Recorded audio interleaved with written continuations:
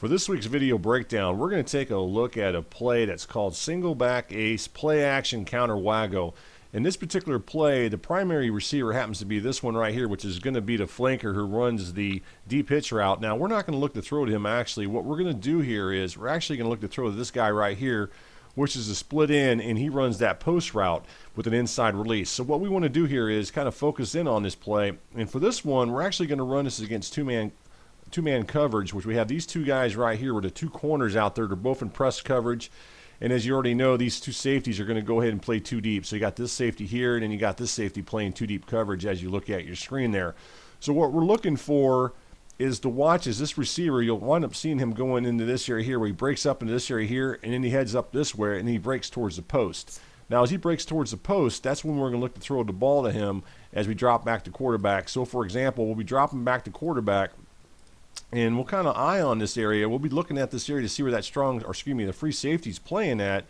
And if we feel like we can get this throw into there, we're going to go ahead and look to throw to him. If not, we'll work our way back over here and maybe look for either that tied in two that's crossing the field on his crossing route, or we'll look over here and hit that deep pitch route that's ran by the flanker. So let's go ahead and actually run the play, and you'll see what I mean. We'll talk about it as we go through it.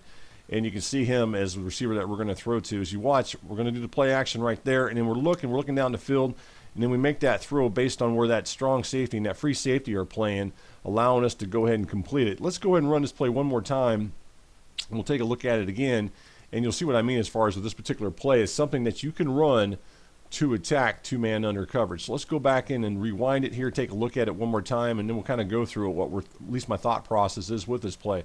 So there's the play action. Now, first thing I'm doing is I'm looking down the field, and I'm looking to see what's going on here. And here I see the free safety dropping back. I can tell it's too deep coverage because there's the strong safety over there.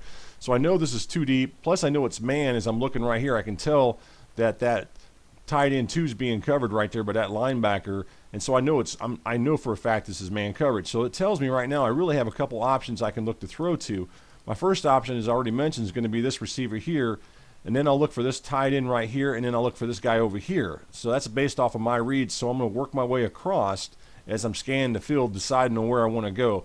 In this case, I'm going to go ahead and look to throw to this receiver here, and then I'm going to wait to see as he comes inside, and then I'm going to make that throw. Now, when I'm making this throw to him, I'm going to go ahead and throw it at the 3 o'clock position on my controller. I'm throwing it hard right into this area here, and I'm throwing a bullet pass. And then you can see on your screen that he makes the catch, and he's able to get in there in between those safeties. Plus, he's able to get a step on the cornerback that's playing him. So this is certainly a play that you can run to go ahead and attack two-man under coverage. And one other thing that we want to talk about with this play is, let's go back over one last thing. It's really hard to see on this screen here. You're not going to really notice it.